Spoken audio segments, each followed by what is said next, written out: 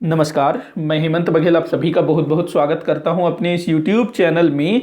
CGPSC द्वारा विगत वर्षों में आयोजित परीक्षाओं में छत्तीसगढ़ सामान्य अध्ययन से पूछे जाने वाले प्रश्नों पर हम चर्चा कर रहे थे, जिसके अंतर्गत आज के इस वीडियो में वर्ष 2016 में आयोजित स्टेट इंजीनियरिंग सर्विस परीक्षा, मतलब कि जो राज्य इंजीनियरिंग सेवा परीक्षा जो 2016 में आयोजित हुई थी, तो उसमें छत्तीसगढ़ सामान्य अध्ययन से जितने भी प्रश्न पूछे थे तो मैंने उनको इस वीडियो में शामिल किया है। हालांकि जो उस समय करंट के क्वेश्चन थे और जो आर्थिक सर्वेक्षण वाले क्वेश्चंस थे मैंने उनको हटा दिया है। बाकी जो दूसरे जो नॉर्मल जो क्वेश्चन हैं उनको मैंने सबको यहाँ रखा है। तो क्वेश्चन बार बार रिपीट होते रहते हैं, तो आप लोग वीडियो को आखिर तक जरूर देखिएगा और जितने भी क्वेश्चंस हैं उनको सॉल्व करने की कोशिश करिए। मुझे कमेंट करके बताइएगा भी कि आपसे कितने क्वेश्चन सॉल्व हुए। तो चलिए हम लोग वीडियो को स्टार्ट करते हैं।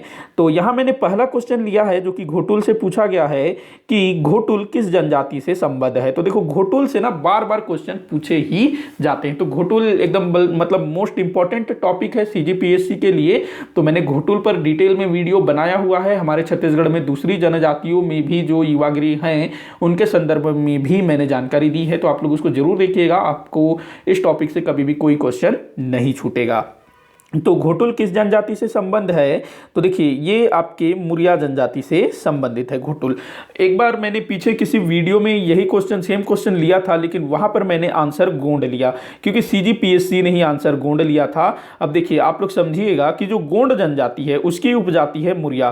तो सीजीपीएससी ने क्या किया था, जो पिछले किसी वीडियो में मैंने लिया था वो क्वेश्चन, तो उसमें मुरिया नहीं दिया हुआ था, तो वहां पर आंसर गोंड लिया था। एक तरह से अगर हम लोग देखें तो मुरिया जनजाति जो कि गोंड जनजाति की ही एक उपजाति है, तो ऐसे में हम लोग बोल सकते हैं कि गोंड जनजाति में घोटुल प्रथा प्रचलित है। अगर स्पेशली बोले तो गोंड जनजाति के मुरिया जनजाति में घोटुल प्रथा प्रचलित है। तो ऐसे आप लोग ध्यान रखेंगे, कंफ्यूज नहीं होइएगा। और अगर जहां दोनों ऑप्शन हो, गोंड भी हो मुरिया भी हो, तो आपको फाइनली वहां पर मुरिया को ही टिक करना है। आगे बढ़ते हैं अगले क्वेश्चन की तरफ। अगला क्वेश्चन है, मृतक स्तंभ किस जनजाति में प्रचलित है। मृतक स्तंभ मतलब कि किसी व्यक्ति की डेथ हो गई और उसकी स्मृति में स्तंभ स्थापित करना, तो किस जनजाति में ये चीज प्रचलित है ये आप लोगों को बताना है।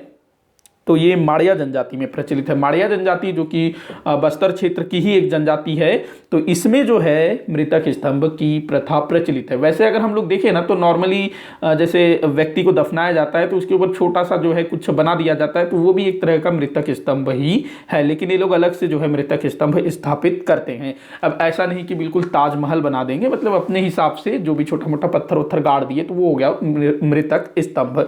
तो माड़िया जनजाति में ये चीज प्रचलित है, ध्यान रखेंगे। बाकी जो भतरा है ये भी बस्तर क्षेत्र में है। भतरा जनजाति में भतरा नाट प्रचलित है। हलबा बस्तर क्षेत्र की एक काफ़ी मतलब लोकप्रिय जनजाति है। इसकी जो बोली हल्बी है। उर्राव जिसमें सरहुल नृत्य किया जाता है, कुरुख बोली बोली जाती है उर्राव जनजाति द्वारा। तो ये तमाम चीज़ें भी आप लोग ध्यान रखेंगे। अगला क्वेश्चन है, कालिदास रचित मेघदूत का छत्तीसगढ़ी रूपांतरण किसने किया है।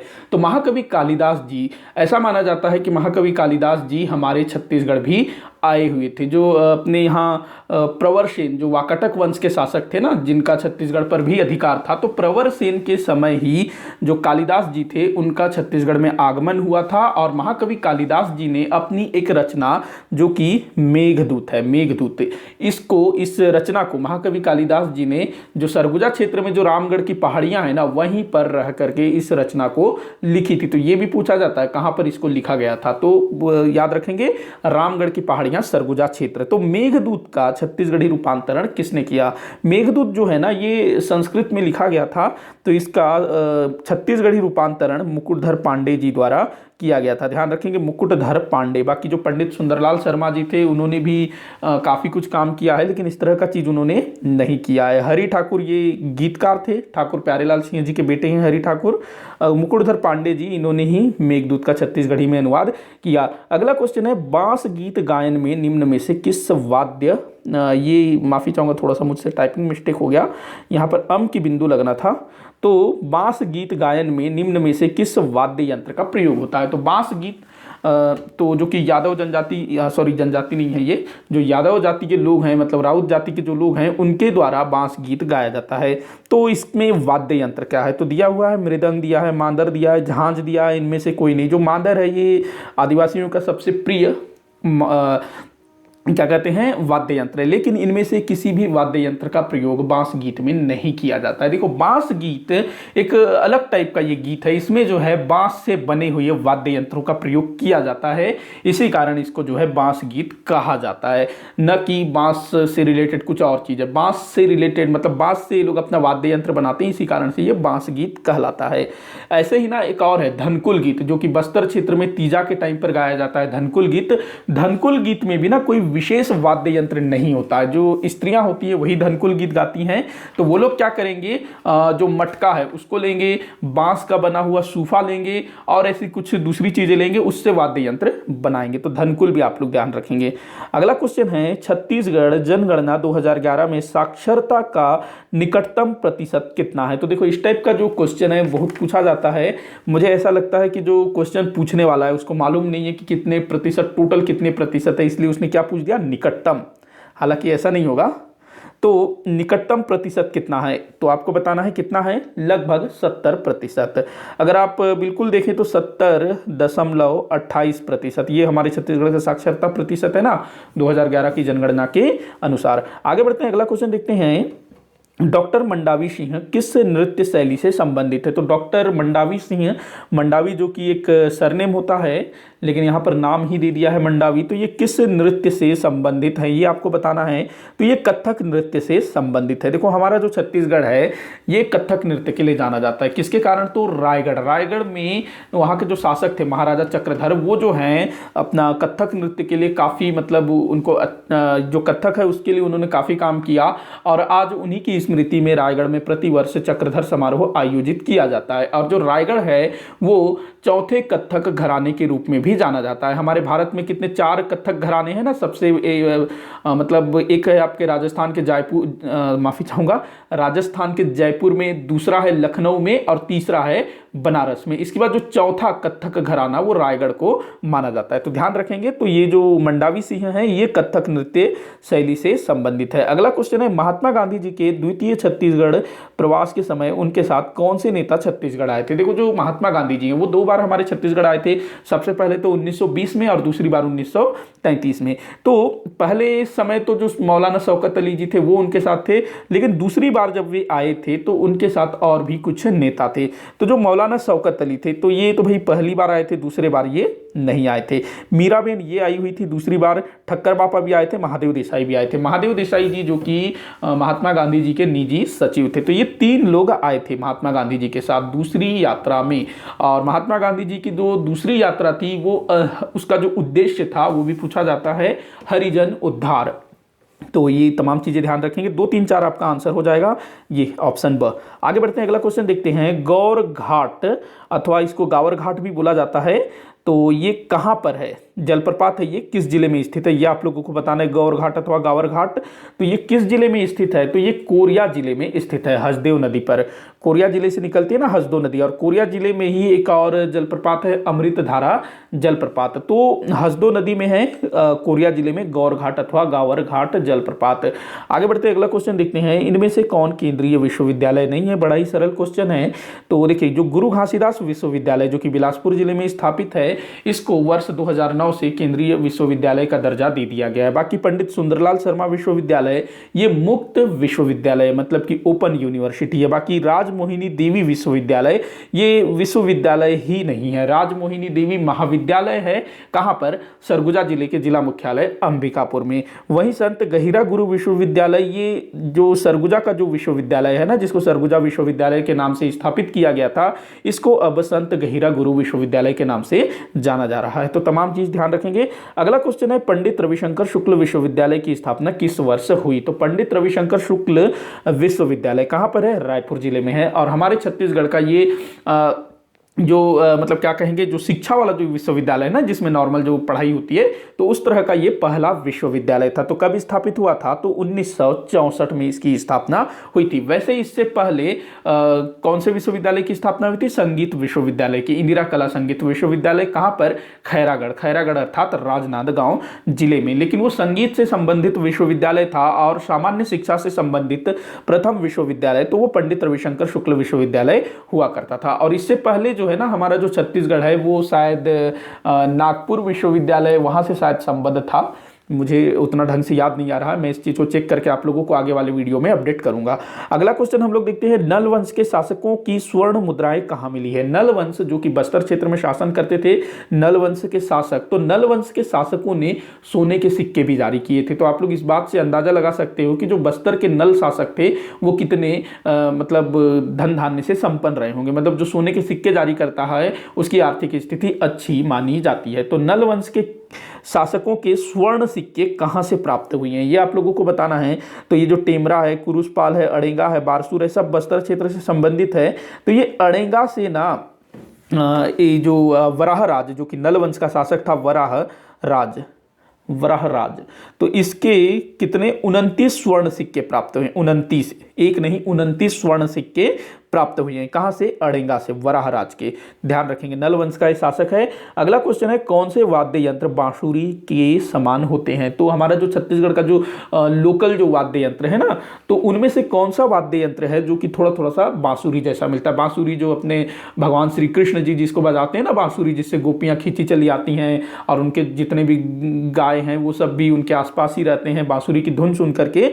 तो कौन सा वाद्य यंत्र बांसुरी के समान होता है, आपको ये बताना है। अगर मैं चांग की बात करूं तो ये एक तरह से ना डफली टाइप का होता है, जिसको डफ या डफली भी बोला जाता है चांग को। और ये जो पिटोरका है ये प्याले के समान होता है, और ये ना सेमल वृक्ष की लकड़ी से बनता है।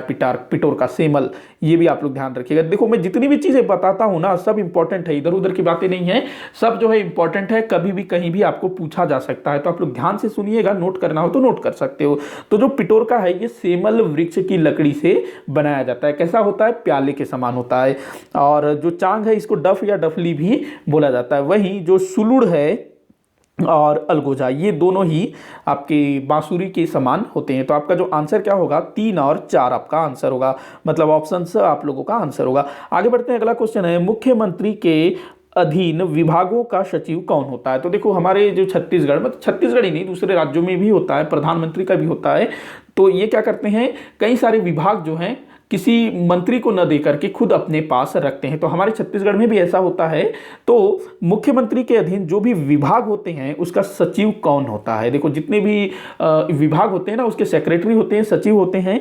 तो प्रत्येक विभाग का पृथक पृथक सचिव होगा? नहीं, ये गलत है, नहीं होगा। जो मुख्य सचिव होगा ना वही मुख्यमंत्री के अधीन विभागों का सचिव होगा। ध्यान रखेंगे, मुख्यमंत्री के अधीन जितने भी विभाग होते हैं उसका सचिव कौन होगा? मुख्य सचिव होगा। ध्यान रखना इस चीज को, कमेंट करके बताइएगा वर्तमान समय में मुख्य सचिव कौन है। आप लोग भूल जाते हैं, अभी आप लोग कमेंट करना चाहें तो कर सकते हैं। अगला क्वेश्चन है, छत्तीसगढ़ में उदंती अभ्यारण्य का स्थापना वर्ष है। तो ये जितने भी क्वेश्चन है ना सब 2016 की जो इंजीनियरिंग सर्विस मतलब राज्य इंजीनियरिंग सेवा परीक्षा जो हुआ था तो उससे लिया गया है, स्टेट इंजीनियरिंग सर्विस SES। तो ये क्वेश्चन भी वहीं से पूछा था, इसी टाइप से क्वेश्चन पूछा गया है। देखो जैसे क्वेश्चन पूछ रहा है मैं वैसे ही लिख दे रहा हूं ताकि आप लोगों को समझ में आए। हालांकि कुछ क्वेश्चन को थोड़ा सा मैं चेंज भी कर देता हूं जो थोड़ा सा ढंग के ना हो। तो देखते हैं छत्तीसगढ़ में उदंती अभ्यारण्य का स्थापना वर्ष। तो उदंती अभ्यारण्य ये कहाँ पर है? तो गरियाबंद जिले में। तो इसकी स्थापना कब हुई थी? तो कब हुई थी? 1983 में। देखो हमारे यहाँ टोटल 11 अभ्यारण्य हैं, 3 राष्ट्रीय उद्यान है, एक आपका क्या है बायोस्फीयर रिजर्व है, टाइगर रिजर्व भी है हमारे यहाँ। तो इन सब चीज़ों की स्थापना कब हुई, किस जिले में है, इनका क्षेत्रफल क्या है, ये 3 चीज़ें आप लोगों को याद रखना है क्योंकि अधिकतर यही चीज़ें आपको पूछी जाएंगी और उतना कठिन नहीं है, आराम से आप लोग इसको याद कर सकते हो। अगला क्वेश्चन है, कौन सा इमारती लकड़ी है। तो इमारती लकड़ी हमारे छत्तीसगढ़ में, हमारा जो छत्तीसगढ़ है वन संपदा के लिए काफ़ी जाना जाता है। तो यहाँ पर काफ़ी सारी चीज़ें मिलती है, इमारती लकड़ी मिलती है, वनोपज मिलता है। तो ये 6 दिए हैं लकड़ियाँ, तो इनमें से कौन सी इमारती लकड़ी है? साल। तो देखो जो साल है हमारे छत्तीसगढ़ का राजकीय वृक्ष भी है जिसको सरई भी बोला जाता है। हाँ, उसके बाद साजा दिया हुआ है, सागौन दिया हुआ है, बीजा दिया हुआ है, खैर दिया हुआ है, शीशम दिया हुआ है। तो ये सभी इमारती लकड़ियां हैं, ध्यान रखेंगे सभी इमारती लकड़ियां हैं। खैर वृक्ष से क्या कत्था भी निकाला जाता है जो खैरवार जनजाति के लोग हैं। तो ये तमाम चीज़ें आप लोग ध्यान रखिएगा। वही जो साल बीज है ना, इसको ये आपका क्या कहते हैं, एक वनोपज भी है, साल बीज को बीना जाता है, उससे पता नहीं क्या बनता है, अगर आप में से किसी को पता है तो बताइएगा। तो आपका ये पूरे सभी सही है। तो 1 2 3 4 5 6 आपका आंसर होगा। अगला क्वेश्चन है, छत्तीसगढ़ में कौन सा राष्ट्रीय उद्यान क्षेत्र में सबसे विस्तृत है। ये क्वेश्चन भी सेम टू सेम मैंने उठाया है, जैसा लिखा था वैसे ही। तो क्या बोल रहा है कि छत्तीसगढ़ में कौन सा राष्ट्रीय उद्यान क्षेत्र में सबसे विस्तृत है, मतलब ये ना पूछ रहा है कि सबसे विस्तृत क्षेत्रफल वाला राष्ट्रीय उद्यान कौन सा है। तो कौन सा है, जो कांगेर घाटी राष्ट्रीय उद्यान है ये मात्र 200 वर्ग किलोमीटर में फैला हुआ है, 200 वर्ग किलोमीटर। तो ये मतलब सबसे छोटा है कांगेर घाटी राष्ट्रीय उद्यान, जो कि बस्तर जिले में स्थापित है। उसके बाद जो इंद्रावती राष्ट्रीय उद्यान है ये बीजापुर जिले में है। इंद्रावती राष्ट्रीय उद्यान कहाँ पर है, बीजापुर में है। गुरु घासीदास राष्ट्रीय उद्यान जो कि कोरिया जिले में है, यही सबसे बड़ा राष्ट्रीय उद्यान है। इसके अगर मैं क्षेत्रफल की बात करूँ तो लगभग ये 1400 कुछ तो इसका क्षेत्रफल है, 1414 या 1441 कुछ तो होना चाहिए, मुझे स्पष्ट याद नहीं आ रहा है। और इंद्रावती कहाँ पर है, बीजापुर जिले में। मैंने ना किसी वीडियो में शायद वो जो 200 क्वेश्चन वाला मैंने वीडियो बनाया था सबसे पहले, अगर आप लोगों ने नहीं देखा तो उसको देखिएगा। मैंने शायद उसमें पामेड़ अभ्यारण्य और एक भैरमगढ़ अभ्यारण्य और ये इंद्रावती राष्ट्रीय उद्यान, इनको शायद मैंने दंतेवाड़ा जिला बता दिया है, उसको आप लोग सुधार लीजिएगा, वो बीजापुर जिला है। ये मेरे को मतलब स्पष्ट पता है, लेकिन कई बार होता ही है कि हम जब फास्ट बोलते हैं ना तो कुछ का कुछ और निकल जाता है। तो बीजापुर जिले में ना 2 अभ्यारण्य हैं, एक तो आपका पामेड़ अभ्यारण्य, दूसरा आपका भैरमगढ़ अभ्यारण्य, और एक राष्ट्रीय उद्यान है इंद्रावती राष्ट्रीय उद्यान। और इंद्रावती राष्ट्रीय उद्यान के अंदर ही है Kutru game sanctuary. Kutru game sanctuary ये भी आप लोगों को याद रखना है। बस्तर जिले में कोई भी अभ्यारण्य नहीं है, एक राष्ट्रीय उद्यान है कांगेर घाटी राष्ट्रीय उद्यान, ध्यान रखेंगे और ये सब चीज याद रखेंगे। गुरु घासीदास राष्ट्रीय उद्यान कोरिया जिले में है। अगला क्वेश्चन देखते हैं, प्राचीन छत्तीसगढ़ के किस, ये 2 बार लिखा गया, माफी चाहूंगा, प्राचीन छत्तीसगढ़ के किस राजवंश के शासनकाल में सिरपुर के लक्ष्मणेश्वर मंदिर का निर्माण किया गया। तो मतलब सीधा सीधा आपको यह बताना है कि जो सिरपुर का जो लक्ष्मण मंदिर है उसका निर्माण किस राजवंश द्वारा किया गया। तो पांडु राजवंश द्वारा इसकी स्थापना की गई थी। पांडु वंश के एक शासक थे, काफी प्रसिद्ध शासक, हमारे छत्तीसगढ़ के महानतम शासकों में से एक माना जाता है महाशिवगुप्त बालार्जुन। इनके पिता थे हर्षगुप्त, और हर्षगुप्त की वाइफ थी, मतलब कि महाशिवगुप्त बालार्जुन की माता वशाटा देवी। तो जब हर्षगुप्त की मृत्यु हो जाती है तो उसकी जो पत्नी थी वशाटा देवी, तो वशाटा देवी ने ही अपने पुत्र महाशिवगुप्त बालार्जुन के शासनकाल में इस सिरपुर के लक्ष्मण मंदिर का निर्माण करवाया था। तो किसने निर्माण करवाया था, वशाटा देवी। अगर वशाटा देवी दिया हुआ है तो आप वही लगाएंगे, और अगर महाशिवगुप्त बालार्जुन है तो वो भी आप लोग लगा सकते हैं अगर वशाटा देवी नहीं दिया हुआ है तो, क्योंकि उन्हीं के समय में ये हुआ था। लेकिन स्थापना का जो असल जो श्रेय दिया जाता है वशाटा देवी को दिया जाता है, किसकी स्मृति में, हर्षगुप्त के स्मृति में। तो ये चीज आप लोग ध्यान रखेंगे। बाकी ये लोग पांडु वंश के थे। अगला क्वेश्चन है, किस कलचुरी शासक ने शकल कोशलाधिपति की उपाधि ली थी। तो देखो किस कलचुरी शासक ने शकल कोशलाधिपति की उपाधि धारण की थी। तो ये जो पृथ्वीदेव प्रथम है ना, इसने शकल कोशलाधिपति की उपाधि धारण की थी। तो कलचुरियों से बहुत सारे क्वेश्चन पूछे जाते हैं, तो आप लोग ध्यान में रखिएगा। तो किसने लिया था, तो पृथ्वीदेव प्रथम। अगला क्वेश्चन देखते हैं, स्वाधीनता स्थानीय स्वशासन हेतु पंचकुल नामक संस्था किन शासकों ने बनाई थी।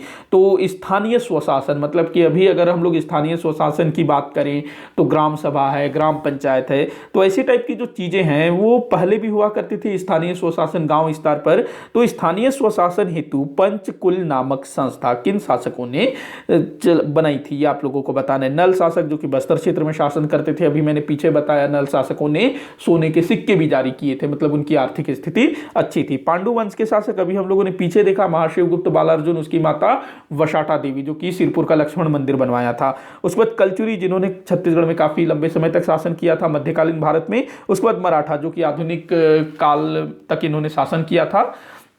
तो ये जो पंचकुल नामक संस्था है ये कलचुरियों से संबंधित है, कलचुरियों ने इसको बनाया था, तो ध्यान रखेंगे इस चीज को। स्थानीय स्तर पर होता था, स्थानीय पंचायत इसको हम लोग बोल सकते हैं।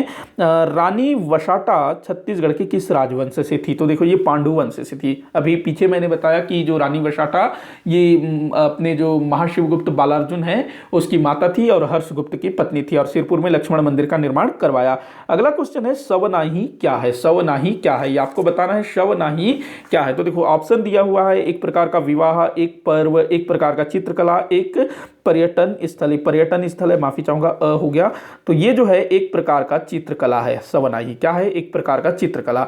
देखिए क्या है कि जब हमारे यहाँ श्रावण मास के अमावस्या को हरेली त्योहार मनाया जाता है ना, तो उस समय 1 मिनट, हाँ उसी समय ये जो है चित्रकारी की जाती है सवनाही हरेली पर्व के समय। वहीं जब हमारे छत्तीसगढ़ में जब नया घर बनता है ना, तो और नए घर में जब प्रवेश होता है गृह प्रवेश, तो उस टाइम पर नए घर के दीवारों पर चित्रकारी की जाती है महिलाओं द्वारा, जिसको नोहडोरा बोला जाता है। ये शायद स्पेशली गोंड जनजाति में प्रचलित है। तो नोहडोरा भी आप लोगों को याद रखना है। और शवनाही, शवनाही जो है हरेली पर्व के समय से संबंधित है। अगला क्वेश्चन देखते हैं, निम्न में से कौन सा वन वृत्त क्षेत्रफल की दृष्टि से सबसे बड़ा है? तो वन वृत्त हमारा जो छत्तीसगढ़ है वो 6 वन वृत्तों में बटा हुआ है।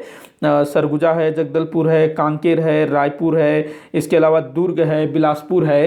तो इन चारों में से कौन सा वन वृत्त क्षेत्रफल की दृष्टि से सबसे बड़ा है? तो देखो जो सबसे बड़ा जो वन वृत्त है ना टोटल 6 में से, तो वो है आपका बिलासपुर। बिलासपुर सबसे बड़ा वन वृत्त है।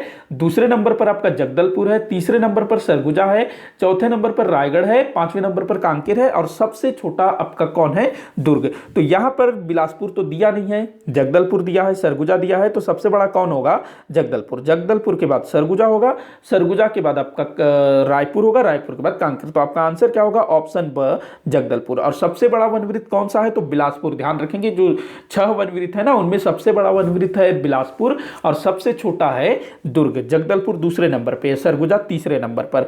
अगला क्वेश्चन देखते हैं, किस लोक गायिका को डिलीट की उपाधि दी गई है? तो डिलीट जो कि विश्वविद्यालय द्वारा उपाधि दी जाती है, जो इसके लिए काफी पढ़ाई करना पड़ता है। तो ये ना महेंद्र सिंह धोनी को भी मिली है शायद ना, किसी बाहर की किसी यूनिवर्सिटी से, मेरे ख्याल से। आप लोग बताइएगा, पूछा जा सकता है ये चीज भी। तो हमारे छत्तीसगढ़ की किस लोक गायिका को डिलीट की उपाधि मिली है? तो ये है तीजन बाई जी को। तीजन बाई जो कि पंडवानी की गायिका हैं, तो इन्होंने पूरा मतलब देश विदेश में पंडवानी को विख्यात किया है। तो तीजन बाई को डिलीट की उपाधि मिली है। साथ ही साथ इनको अभी तक जो है पद्मश्री मिल चुका है, पद्म भूषण मिल चुका है, और 2019 में पद्म विभूषण मिला ना। और इसके अलावा इनको क्या कहते हैं, साहित्य अकादमी से शायद कोई पुरस्कार मिला है, मैं बताऊंगा आपको चेक करके। तो इनको काफी सारे सम्मान मिले हैं। बाकी पद्मश्री, पद्म भूषण, पद्म विभूषण, ये तीनों आप लोगों को याद रखना है। इसके अलावा डिलीट भी इनको मिली है। अगला क्वेश्चन है, किस नदी का जल रक्ताभ है? रक्ताभ, रक्ताभ का क्या मतलब है? ये क्वेश्चन कई बार पूछा जा चुका है, तो आप लोग इसको ध्यान में रखेंगे। तो किस नदी का जल रक्ताभ है? रक्ताभ का मतलब होता है रक्त, मतलब कि रक्त के जैसा, खून के जैसा, अर्थात लाल। तो किस नदी का जल लाल होता है? तो संखिनी नदी। संखिनी नदी जो कि दंतेवाड़ा जिले की बैलाडीला की पहाड़ियों से निकलती है। अब चूंकि यहाँ पर जो बैलाडीला है वहां से लौह अयस्क का उत्खनन किया जाता है, तो जो लौह अयस्क के जो भी मतलब कई सारी जो चीजें हैं वो इस नदी में गिर जाती है और लोहा थोड़ा लाल होता है। तो उसी कारण से इसका जो पानी है रक्त के समान लाल दिखता है। तो संखिनी नदी को रक्ताभ नदी या फिर लाल नदी भी बोला जाता है। और ये जो नदी है ना, उस क्षेत्र के जो लोग हैं, जो कि जनजातीय जो लोग हैं, जिनके यहाँ पानी की कोई सुविधा उपलब्ध नहीं है, जो नदी का पानी पीते हैं, नदी में ही नहाते हैं, तो वो ना अलग मतलब कई सारी बीमारियों से पीड़ित है। अधिकतर ना पागल टाइप के हो जा रहे हैं, मतलब मानसिक रूप से बीमार हो जा रहे हैं। तो ये चीज़ भी आप लोग ध्यान में रखेंगे, कभी पूछा जा सकता है। इसके अलावा अगर हम लोग डंकिनी नदी की बात करें, तो ये दंतेवाड़ा के ही डांगरी डोंगरी नामक पहाड़ी से निकलती है डंकिनी नदी। और संखिनी और डंकिनी नदी का संगम होता है दंतेवाड़ा नगर में। पूछा जाता है दंतेवाड़ा किस नदी के तट पर है? तो संखिनी और डंकिनी नदियों के तट पर है। वहीं सबरी नदी जो कि उड़ीसा के जयपुर क्षेत्र से निकलती है, सबरी नदी, जिसको कि हमारे छत्तीसगढ़ में जो सुकमा क्षेत्र, वहाँ पर कोलाब के नाम से भी जाना जाता है। सबरी नदी के तट पर कोंटा और सुकमा जैसे नगर बसे हुए हैं। वही जो कोटरी नदी है राजनांदगांव जिले के मोहला तहसील से निकलती है, और ये जो है दक्षिण की तरफ बहते हुए कांकेर और नारायणपुर जिले से होते हुए इंद्रावती नदी में मिल जाती है। तो ये तमाम चीजें ध्यान रखेंगे। संखिनी को रक्ताभ नदी बोला जाता है। अगला क्वेश्चन देखते हैं, छत्तीसगढ़ की निम्नलिखित मिट्टियों में से किस में चीका की मात्रा सर्वाधिक होती है? चीका, तो किस मिट्टी में चीका की मात्रा सर्वाधिक होती है, ये आप लोगों को बताना है। तो ये जो चीका है ना, ये कन्हार में, जो हमारे यहाँ काली मिट्टी को बोला जाता है ना कन्हार, तो कन्हार में चीका की मात्रा सर्वाधिक होती है। वही मटासी की बात करें तो ये लाल पीली मिट्टी का स्थानीय नाम है। कन्हार किसका स्थानीय नाम है? काली मिट्टी। और इसी कन्हार अथवा काली मिट्टी में चीका की मात्रा सर्वाधिक होती है। उसके बाद जो कछार है, ये कछार ना नदियों के तट में जो मिट्टी पाई जाती है उसको कछार बोला जाता है, नदी तट की मिट्टी को। डोरसा जो है ये लाल पीली और काली मिट्टी के मिश्रण को डोरसा बोला जाता है, मतलब कि मटासी और कन्हार प्लस डोरसा। ये बाकी चीज भी आप लोग ध्यान रखेंगे। और चीका किसमें सबसे ज्यादा मिलता है, तो कन्हार मिट्टी में। अगला क्वेश्चन है, महानदी बेसिन का छत्तीसगढ़ के कितने क्षेत्र पर विस्तार है। तो महानदी बेसिन अर्थात हमारा जो छत्तीसगढ़ का मैदान है वो कितने क्षेत्र में विस्तृत है, तो लगभग 50%। कितना, लगभग 50%। अगर हम लोग पूरा देखें तो 50.33% ये होता है। 50.33% क्षेत्र में छत्तीसगढ़ का मैदान या फिर महानदी बेसिन विस्तृत है। ध्यान रखेंगे, ये सबसे बड़ा भौगोलिक क्षेत्र है हमारे छत्तीसगढ़ का। हमारा जो छत्तीसगढ़ है 4 भौगोलिक क्षेत्रों में बटा हुआ है ना। एक महानदी बेसिन हो गया आपका, पूर्वी बघेलखंड का पठार, जसपुर सामरी पाट प्रदेश और दंडकारण्य का पठार। आगे बढ़ते हैं, अगला क्वेश्चन है, छत्तीसगढ़ में सीमेंट ग्रेड का चूना पत्थर अधिकांशतः पाया जाता है। तो हमारे छत्तीसगढ़ में सीमेंट ग्रेड का चूना, मतलब कि जिससे चूना बनता है, मतलब जिस चूने से सीमेंट बनता है वो चूना किस तरफ पाया जाता है, कहाँ पाया जाता है, ये आप लोगों को बताना है। तो देखो वो कहाँ पाया जाएगा, तो छत्तीसगढ़ के मैदान में, जो मध्य वाला भाग है ना हमारा मध्य छत्तीसगढ़, वहां पर चूना पत्थर सर्वाधिक पाया जाता है। यहाँ पर किस शैल तंत्र का विस्तार है, तो कडप्पा शैल तंत्र का विस्तार है। अगला क्वेश्चन है, छत्तीसगढ़ी लोक साहित्य का अध्ययन पुस्तक के लेखक कौन है। तो देखो छत्तीसगढ़ी लोक साहित्य का अध्ययन, ये कोई पुस्तक है, इसके लेखक का नाम आप लोगों को बताना है। तो कौन है भाई इसके लेखक, तो इस टाइप के क्वेश्चन काफी पूछे जाते हैं, आप लोग ध्यान रखेंगे। तो दयाशंकर शुक्ल ये जो है इस पुस्तक के लेखक हैं, छत्तीसगढ़ी लोक साहित्य का अध्ययन, दयाशंकर शुक्ल। बाकी लोचन प्रसाद पांडे ये भी काफी मतलब वो थे, साहित्यकार थे, प्यारेलाल गुप्त जी भी। और ये जो भालचंद्र राव तैलंग है ना, इन्होंने हल्बी, भत्री, गोंडी इन सब भाषाओं पर एक पुस्तक लिखी है। आप लोग मेरा एक वीडियो देख सकते हैं जिसमें मैंने छत्तीसगढ़ के जितने भी साहित्यकार हैं, पुस्तक है, उन पर वीडियो बनाया है। मैं सोच रहा हूँ उसको अपडेट भी कर दूं, मतलब काफ़ी सारी चीज़ें मैंने उसमें ऐड नहीं की हुई है। तो एक बार आप लोग उसको देखिएगा और मुझे बताइएगा क्या उसको अपडेट करना है। तो ये पुस्तक किसकी रचना है, दयाशंकर शुक्ल जी की। अगला क्वेश्चन है, सरगुजा क्षेत्र में गंगा दशमी किस माह में मनाया जाता है। तो सरगुजा क्षेत्र अर्थात हमारा उत्तरी छत्तीसगढ़, अपना पूर्वी बघेलखंड का पठार, तो यहाँ पर गंगा दशमी नामक पर्व मनाया जाता है। ये जो पर्व है ना गंगा दशमी पर्व, ये गंगा माता के धरती पर अवतरण के उपलक्ष्य में मनाया जाता है, उसकी याद में, कि जो गंगा माता पहले कहाँ थी, भगवान शिव शंकर जी की जटा में थी ना, फिर वहां से उनका फिर धरती में अवतरण होता है। तो उसी खुशी में ये लोग जो है प्रत्येक वर्ष सरगुजा क्षेत्र में गंगा दशमी मनाते हैं। तो कब मनाया जाता है, तो मैंने लिखा है चैत। देखो चैत जो है हमारे छत्तीसगढ़ में चैत्र मास को बोला जाता है। उसके बाद जेठ, ये ज्येष्ठ को बोला जाता है। सावन श्रावण को बोला जाता है। भादो भाद्रपद को बोला जाता है। तो ये जो पर्व है ना गंगा दशमी, ये जेठ अर्थात ज्येष्ठ माह के शुक्ल पक्ष दशमी को मनाया जाता है। 2 पक्ष होते हैं, कृष्ण पक्ष और शुक्ल पक्ष। तो ये जो गंगा दशमी है शुक्ल पक्ष दशमी को मनाया जाता है, जेठ माह के शुक्ल पक्ष दशमी। ध्यान रखिएगा, बहुत ज्यादा इंपॉर्टेंट है, क्योंकि बहुत सारी पुस्तकों में ना गंगा दशमी आपको देखने को नहीं मिलेगा, लेकिन ये परीक्षाओं में पूछा जाता है। आगे बढ़ते हैं, अगला क्वेश्चन देखते हैं, भरथरी गायन की प्रसिद्ध गायिका कौन है। काफी सरल क्वेश्चन है। तो सूरजबाई खांडे ये भरथरी गायन की प्रसिद्ध गायिका हैं। वही रितु वर्मा और तीजनबाई दोनों जो है पंडवानी से संबंधित हैं। सूरजबाई खांडे का नाम याद रखना है आप लोगों को, भरथरी और साथ ही साथ लोरिक चंदा के लिए। अगला क्वेश्चन देखते हैं, छत्तीसगढ़ राज्य के किस जिले में मूंगफली का सर्वाधिक उत्पादन होता है। मूंगफली तो आप लोग खाते होंगे, चबाते होंगे मूंगफली, मुझे बहुत पसंद है। तो ये ना हमारे रायगढ़ जिले में बहुत ज्यादा उत्पादित होता है। तो हमारे यहाँ जो कुछ फसल है ना, जैसे कि सूरजमुखी हो गया, सोयाबीन हो गया, मूंगफली हो गया, ये कुछ ही जगहों पर उगाया जाता है। तो इनके नाम आप लोगों को याद रखना है। सूरजमुखी शायद कवर्धा या बेमेतरा में होता है ना, सूरजमुखी, सोयाबीन, ये सब। तो आप लोग कमेंट करके बताइएगा। और मूंगफली कहाँ होता है, तो रायगढ़ जिले में होता है। अगला क्वेश्चन देखते हैं, निम्न कथन को पढ़िए। चलिए अब कथन पढ़ लेते हैं। तो बोल रहा है कि छत्तीसगढ़ वन बाहुल्य, विपुल खनिज संपदा से संपन्न व कम जनसंख्या घनत्व वाला प्रदेश है। तो ध्यान से पढ़ लेते हैं, एक बार थोड़ा सा देख लेते हैं। छत्तीसगढ़ वन बाहुल्य, मतलब कि हमारा जो छत्तीसगढ़ है वन संपदा से बाहुल्य है, मतलब कि वनों से भरा हुआ है। जी हाँ, बिल्कुल सही है, ये वाला यहाँ तक तो सही है।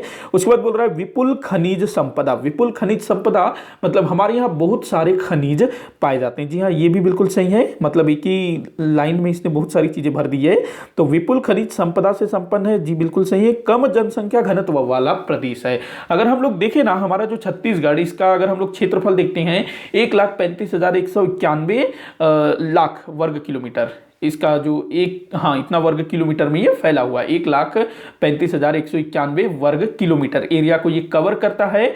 और यहाँ जो आबादी है अपना वर्ष 2011 के जनगणना के हिसाब से लगभग 2.5 करोड़ यहाँ की आबादी है। अगर हम लोग दूसरे राज्यों से तुलना करें तो हमारा जो छत्तीसगढ़ है उसका जो जनसंख्या घनत्व है वो काफी कम है। तो ये चीज भी बिल्कुल आपका सही होगा, मतलब जो पहला पॉइंट है ये बिल्कुल सही है। उसके बाद दूसरा पॉइंट बोल रहा है छत्तीसगढ़ की अधिकांश जनता नगरीय क्षेत्र में निवासरत है। भाई ये तो देखते ही गलत है, क्योंकि हमारा छत्तीसगढ़ का लगभग 23 या 24% कुछ शहरों में रहते हैं ना, इतना ही कुछ होना चाहिए, मैं करेक्ट नहीं हूँ।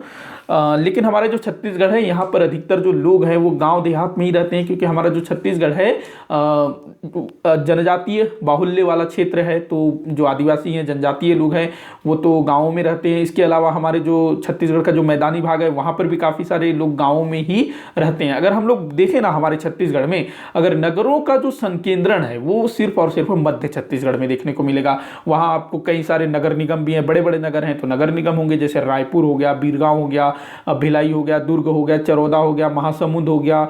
थोड़ी दूरी पर नीचे आएंगे तो धमतरी भी है, राजनांदगांव भी है, डोंगरगढ़ भी है, थोड़ा ऊपर जाएंगे तो बिलासपुर भी है। तो अधिकतर जो नगरों का जो संकेंद्रण है वो कहाँ पर है, आपके मध्य छत्तीसगढ़ में। वहीं अगर हम लोग दक्षिण की बात करें तो बस्तर क्षेत्र को अगर हम लोग देखें तो इस तरफ एक ही बड़ा शहर है, जगदलपुर है, कांकेर है, लेकिन ये लोग भी जो है उतने बड़े नहीं है, लेकिन फिर भी ठीक ठाक है दक्षिण के हिसाब से। और उतने कोई बड़े शहर नहीं है, अधिकतर गांव देहात वाला इलाका है। ऊपर सरगुजा का भी यही हाल है, अंबिकापुर, चिरमिरी, यही जो है कुछ बड़े बड़े नगर हैं और उतने नहीं है, बाकी सब जो है आपका आदिवासी क्षेत्र ही है।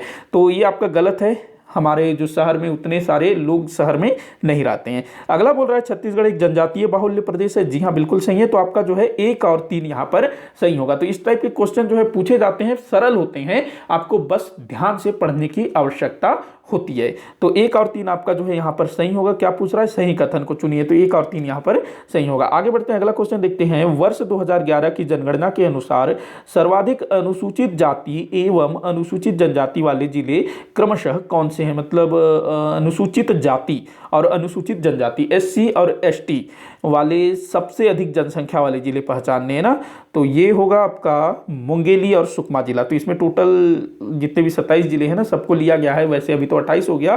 तो ये वर्ष 2011 के जनगणना के हिसाब से, और 2011 की स्थिति में हमारे छत्तीसगढ़ में कितने जिले थे? 18 जिले थे। लेकिन बाद में फिर ना जो जिले नए नए बने ना तो उसमें उस जनसंख्या को बांट दिया गया, जो भी डाटा था। तो मुंगेली में सर्वाधिक अनुसूचित जाति है और सुकमा में सर्वाधिक अनुसूचित जनजाति।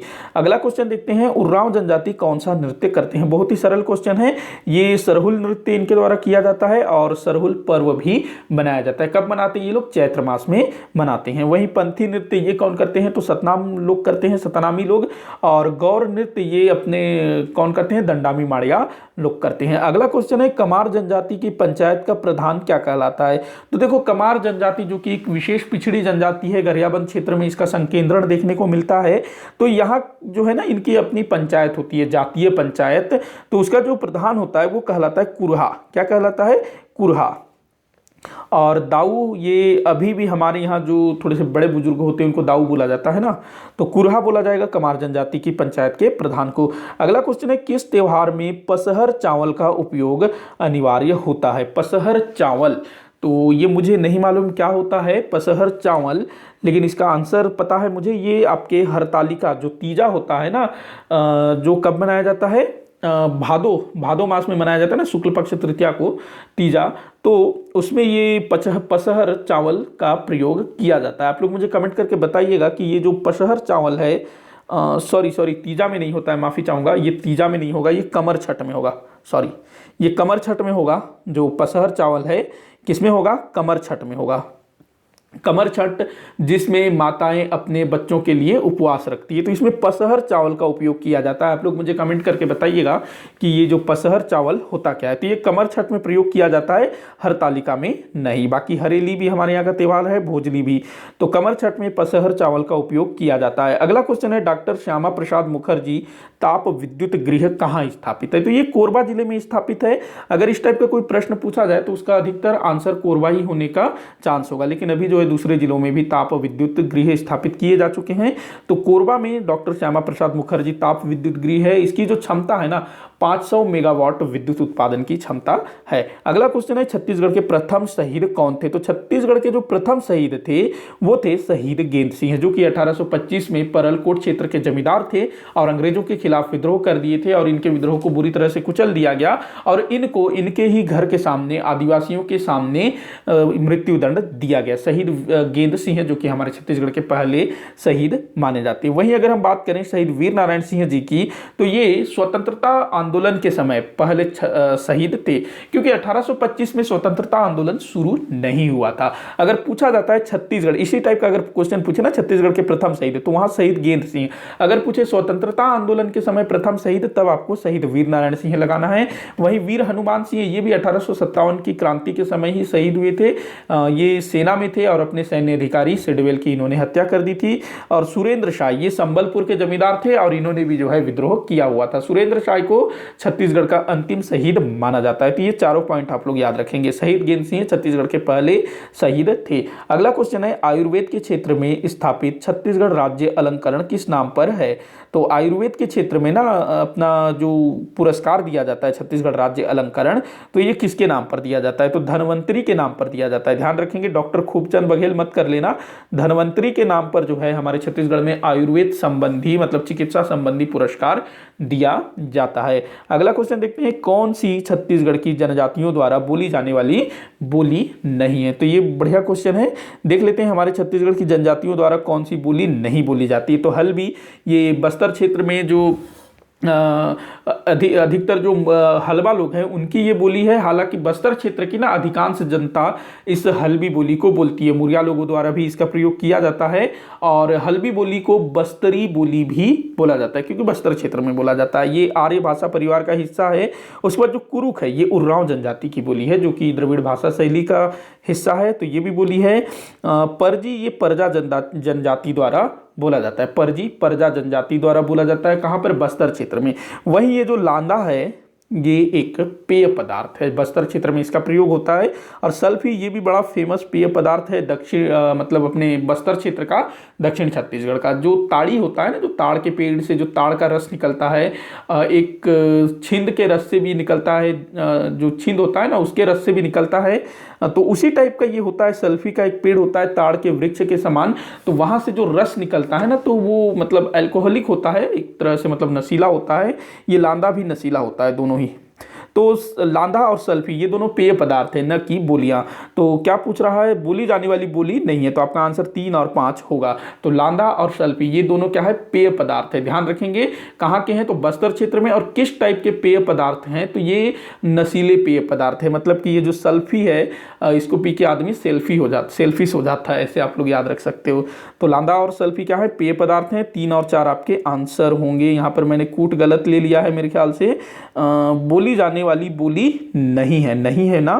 तो कौन सी छत्तीसगढ़ की जनजातियों द्वारा बोली जाने वाली बोली नहीं है? हल्बी है, कुरुख है, परजी है। 3 और 5, तो यहाँ पर मैंने 3 और 5 ही नहीं लिया है, तो कूट जो है 3 और 5 इसका आंसर होगा। तो ये मैंने गलत लिख दिया, माफी चाहूंगा। अगला क्वेश्चन है, किस पर्व में स्त्रियां निर्जला उपवास करती है? तो देखो, किस पर्व में निर्जला उपवास करती है? तो हरतालिका अर्थात तीज। तो जो कमर छठ है उसमें होता है आपका पसहर चावल, जो पिछले वाले वीडियो में था ना, मैं हरतालिका बोल रहा था। तो हरतालिका में निर्जला उपवास रखती हैं स्त्रियां। इसको तीजा भी बोला जाता है। आपकी घर में भी आपकी जो माताएं हैं, आपकी जो बहनें हैं, वो तीज का उपवास करती होंगी। क्या होता है? वो कुछ भी नहीं खाती हैं, पानी तक भी नहीं पीती हैं। निर्जला का मतलब होता है पानी भी नहीं पीना। निर्जला, न कि निर्जरा। निर्जरा जो तेरे नाम में थी ना, निर्जरा, वो निर्जरा है। उसका मतलब भी आपको याद रखना है, जो कभी बूढ़ा नहीं होता हो। वैसे उसमें बताया गया है ना निर्जरा का क्या मतलब है। ये निर्जरा और ये क्या है? निर्जला। निर्जला मतलब कि बिना जल के, और निर्जरा मतलब जो बूढ़ा नहीं होता हो। तो हरतालिका में निर्जला उपवास रखती हैं स्त्रियां। वैसे तो जन्माष्टमी, रामनवमी, नवरात्रि के समय भी उपवास रखा जाता है, लेकिन जरूरी नहीं है वहाँ निर्जला ही रखना पड़े। बाकी हरतालिका तीज में ना निर्जला ही उपवास रखना पड़ेगा। और स्त्रियां ना अपने पति की दीर्घायु के लिए ये व्रत रखती भी हैं। तो सोचिए किस तरह का मतलब वो करती होंगी। आगे बढ़ते हैं, अगला क्वेश्चन है, बस्तर क्षेत्र में मावली प्रघाव किस त्योहार से संबंधित है? तो मावली प्रघाव ये किस त्योहार से संबंधित है? तो देखो, गोंचा भी बस्तर क्षेत्र में मनाया जाता है, ये आषाढ़ शुक्ल पक्ष द्वितीया में। वहीं चैत पर्व, ये एक गीत पर्व है। उसके बाद बस्तर दशहरा, उसके बाद आपका मढ़ई मेला। तो जो बस्तर दशहरा है जो कि 75 दिनों तक चलता है ना, ये हरेली अमावस्या से शुरू होता है और आगे 75 दिनों तक चलता है। तो इसी बस्तर दशहरा का ही एक परंपरा है मावली प्रघाव। मावली प्रघाव में क्या होता है कि जब दंतेवाड़ा से दंतेश्वरी माता की डोली को जगदलपुर के दंतेश्वरी मंदिर में लाया जाता है, तो उस टाइम में मतलब जगदलपुर में जो राजमहल है ना, वहां भी दंतेश्वरी मंदिर है। तो दंतेवाड़ा से दंतेश्वरी माता को बस्तर दशहरा में आमंत्रित किया जाता है और जब माता की डोली जगदलपुर में पहुंचती है तो उनका स्वागत किया जाता है। उसी को बोला जाता है मावली परघाव। यहाँ जो परघाव है ना, इसका मतलब होता है स्वागत करना, वेलकम करना। एक छत्तीसगढ़ी में एक गीत भी है ना, परघैनी गीत। परघैनी गीत बारात के स्वागत करने के टाइम पर गाया जाता है और यहाँ पर मावली परघाव बस्तर क्षेत्र में।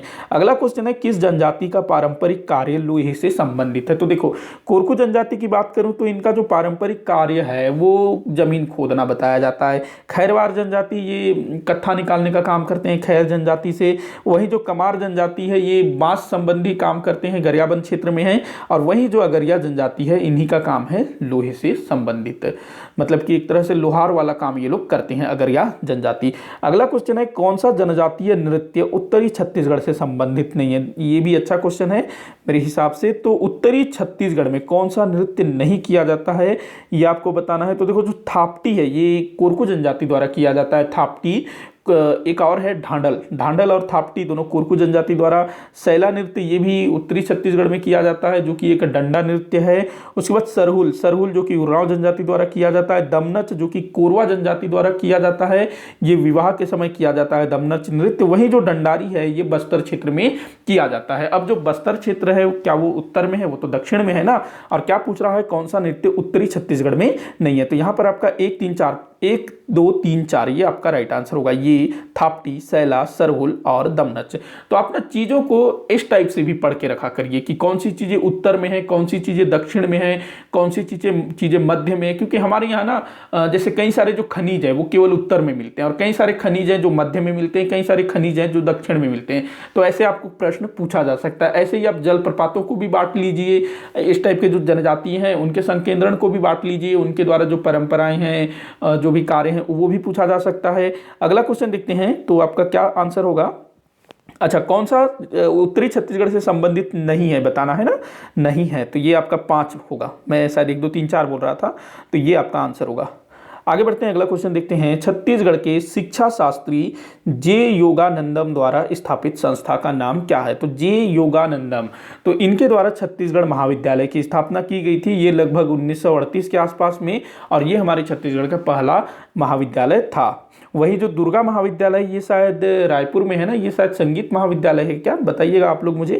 राजकुमार कॉलेज ये रायपुर में स्थापित किया गया था। मध्य भारत के जो रियासतें थी उन रियासतों के राजकुमारों को और राज्य परिवार के जो भी लोग हैं उनकी शिक्षा के लिए, मतलब यहाँ पर ना जो देसी रियासत के जो राजकुमार थे उनको अंग्रेज बनाया जाता था, मतलब उनके खून को पानी बना दिया। एक जो डायलॉग है ना, कौन सा मूवी है, मर्द फिल्म में, कि मेरा आधा खून जो है हिंदुस्तानी है, आधा खून अंग्रेज है, इस टाइप से। तो ये जो राजकुमार कॉलेज था ये बेसिकली ना जो राजकुमार होते थे, मतलब जो देसी रियासतों के जो राजा महाराजाओं के जो बच्चे होते थे उनको पूरी तरह से अंग्रेज बनाया जाता था। उनको ये सिखाया जाता था कि जो भारतीय हैं वो कीड़ों मकोड़े हैं, इस टाइप से। तो उनको पूरी तरह से अंग्रेज बनाया जाता था इन कॉलेजों में। ऐसे और भी कॉलेज थे जहाँ पर राजकुमारों को शिक्षा जाती थी, मतलब भारत में अलग अलग स्थानों पर थी। तो हमारे छत्तीसगढ़ में मतलब मध्य भारत के लिए था ये राजकुमार कॉलेज, और यहाँ पर आम आदमी वो नहीं जा सकता था। बाकी राजकुमार लोग यहाँ पर शिक्षा लेने जाते थे, तमाम तरह की उनको सुविधाएं दी जाती थी। अगला कुछ इसमें जो संस्कृत महाविद्यालय ये कहाँ का है नहीं मालूम, बाकी आप लोग मुझे दुर्गा महाविद्यालय बताइएगा, शायद रायपुर में होना चाहिए। तो छत्तीसगढ़ महाविद्यालय ये जे योगानंदम द्वारा स्थापित किया गया था। अगला क्वेश्चन है, छत्तीसगढ़ जनगणना 2011 में महिला साक्षरता का निकटतम प्रतिशत क्या है? तो निकटतम प्रतिशत बोल रहा है, तो ये लगभग 60% है हमारे छत्तीसगढ़ में महिला साक्षरता। तो ऐसे ही क्वेश्चन पूछा जाता है, निकटतम प्रतिशत, निकटतम प्रतिद्वंदी एक होता है ना, वैसे ही निकटतम प्रतिशत इस टाइप से पूछा जाएगा। तो अगला क्वेश्चन देखते हैं, छत्तीसगढ़ में प्राकृतिक एवं योग विज्ञान महाविद्यालय कहाँ स्थित है? प्राकृतिक एवं योग विज्ञान महाविद्यालय ये कहाँ पर स्थित है?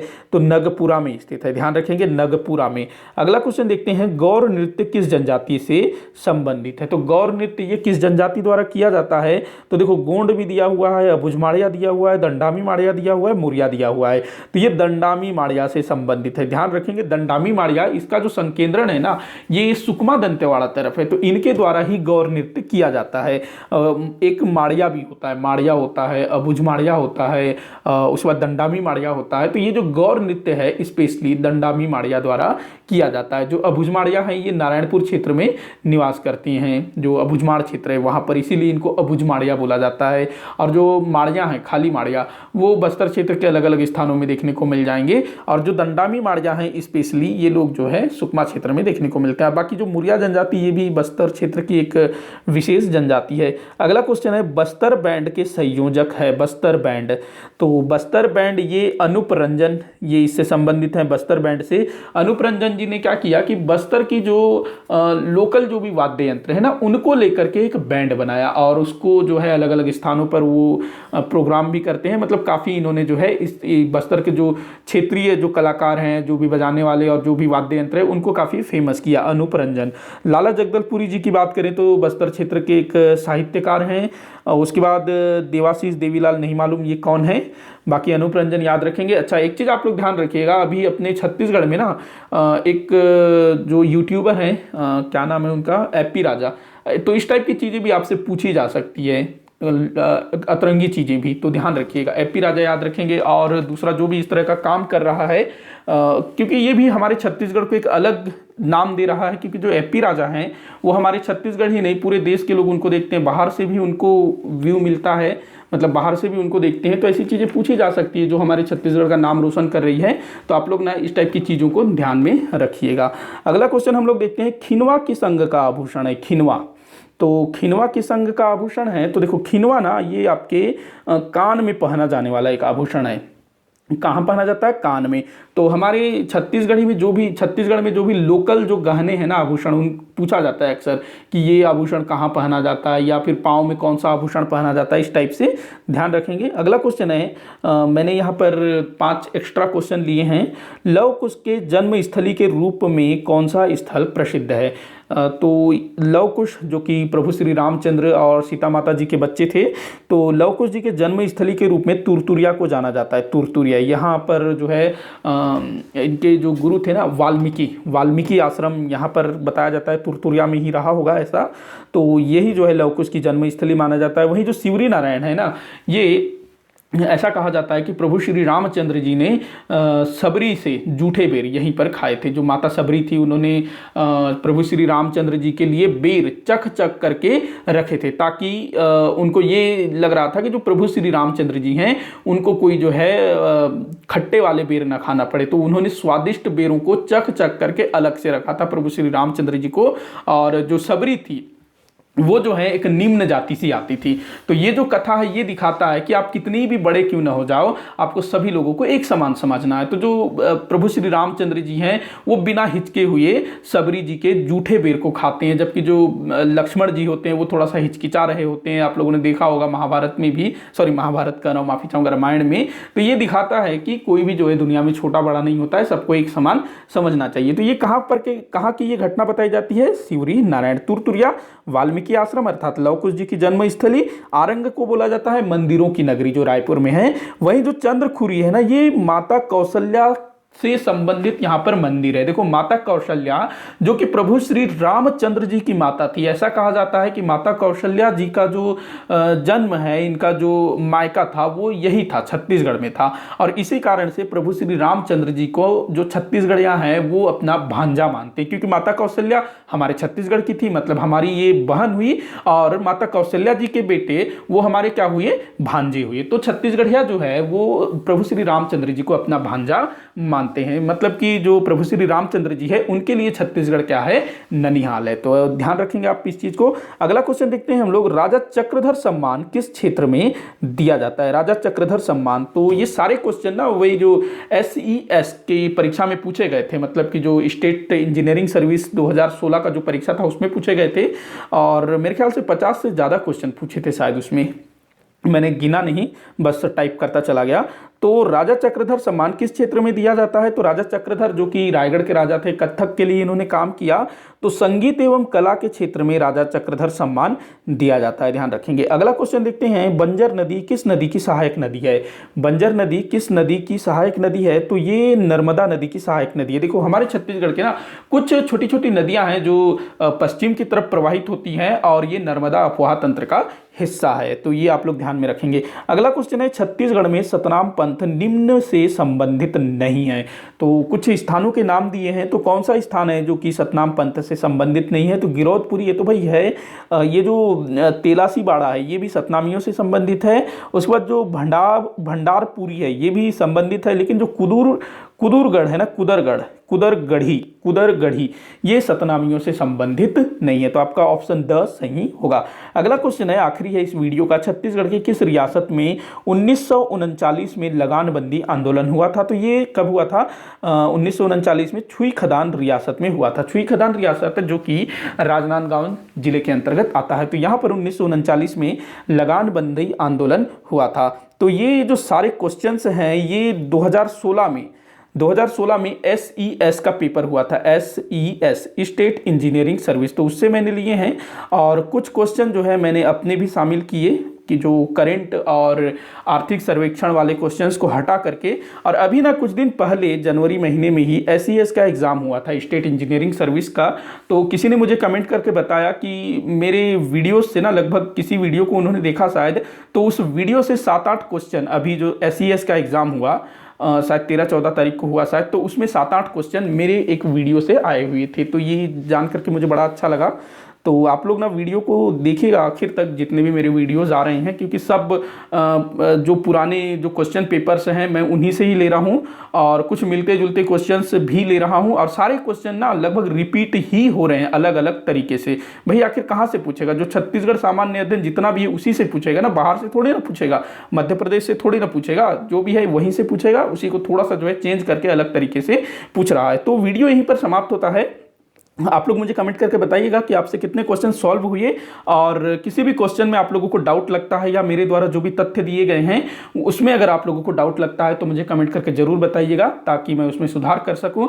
एक और आपसे एक छोटी सी रिक्वेस्ट है कि आप लोग ना अपने क्षेत्र में, आप जिस भी जिले के हो, जिस भी शहर के हो, आपके यहाँ कोई भी खास चीज़ है जिसको मतलब हो सकता है बाकी लोग नहीं जानते हैं, तो उसके बारे में आप लोग बताइएगा, ताकि मैं उसको शेयर कर सकूँ। क्योंकि कई बार ना CGPSC छोटी छोटी चीज़ों को भी पूछ लेता है, जिसके बारे में उस जिले के लोगों को ही अधिकतर पता होता है, बाकी दूसरे क्षेत्र के लोगों को उतनी जानकारी नहीं होती। बाकी अगर हम लोग देखें तो जैसे क्या कहेंगे, जो डोंगरगढ़ हो गया, इसके अलावा चित्रकूट हो गया, इसके अलावा आपका जो रतनपुर का महामाया मंदिर हो गया, ये तो बड़ा फेमस चीज़ है ना, तो इसको पूरे छत्तीसगढ़ के लोग जानते हैं, बाहर के लोग भी जानते हैं। लेकिन कई सारी ऐसी भी चीज़ें हैं जिसको केवल और केवल जिले के लोग या उसके आसपास के लोग ही जानते हो। तो ऐसी चीज़ें भी कभी कभी पूछ ली जाती है। तो आप लोग ना कमेंट बॉक्स में बताइएगा, आपके क्षेत्र में ऐसा कोई चीज़ है, कोई पर्यटन स्थल हो सकता है, कोई मंदिर हो सकता है, कोई ऐतिहासिक स्थल हो सकता है, कुछ भी ऐसा हो जो थोड़ा सा अलग हो, जो आपको लगता है कि इस चीज़ को पूछा जा सकता है, तो बताइएगा।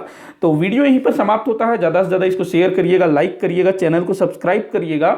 वीडियो को आखिर तक देखने के लिए बहुत बहुत धन्यवाद।